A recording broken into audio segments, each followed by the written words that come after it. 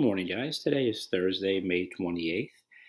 We are talking today about uh, both sides, the North and the South, the Union and Confederacy, preparing for war. Before we get into that, though, guys, I do want to kind of review with you, how we got to this particular point.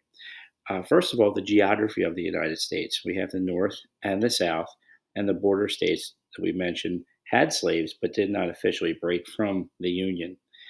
You have to think back to the causes of the Civil War chart, the events and compromises that you guys had to do um, about a week ago.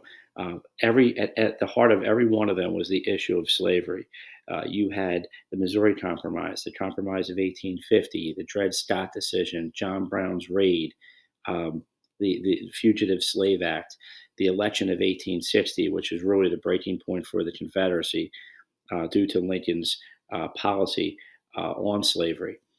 More on that in a second. So, the story of the Civil War really comes down to the fact that as the United States expanded, and we've covered all those topics, uh, manifest destiny, the question was, would slavery expand with the country? And that was really the main point of contention between the North and the South. Lincoln was not going to end slavery where it existed, but he did want to stop the spread of slavery. So again, it's important to remember when we talk North South, Union, Confederacy, you have a visual in your mind as to what that is. Okay. There were two presidents. You're going to meet both presidents here today. Obviously, we already know President Lincoln. He's in the back of our classroom. And the president of the Confederacy, a former senator from Mississippi, Jefferson Davis.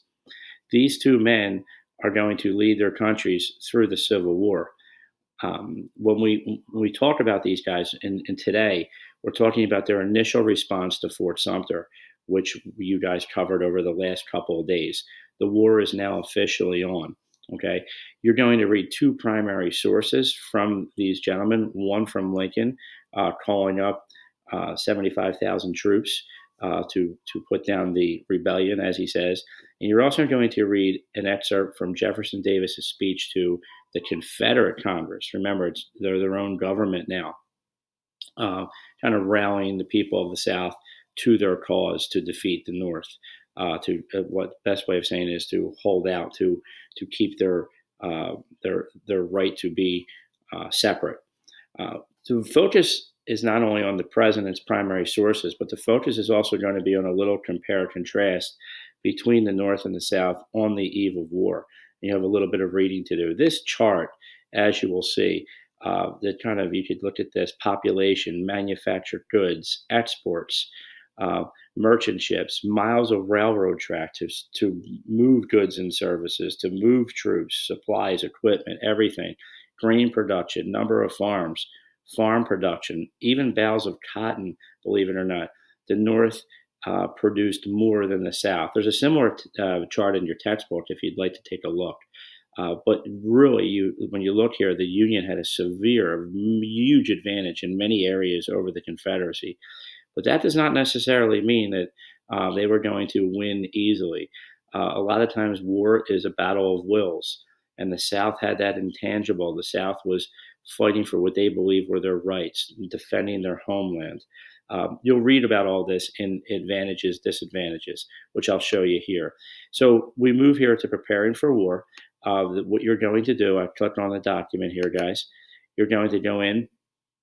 I did kind of download Mod 18, the section of the textbook you may just need for a small portion. Here are the messages from the presidents, both Lincoln and Jefferson Davis. There are two little reads here. One is the economic balance of the North and the South on the eve of war, and one is the military advantages of the North and the South on the eve of war. Okay, when you are finished reading these two, as well as the message from the presidents, there are a couple of questions here that we would like you to answer in terms of who had the advantage and the disadvantages as the fighting really, truly gets underway. Okay, I will be at Google Meet today, 9:30 to 10:30. If you have any questions, and then 1 to 2 tomorrow. Okay, and we'll get into the battles of the Civil War next week. Thank you, and have a nice day, guys.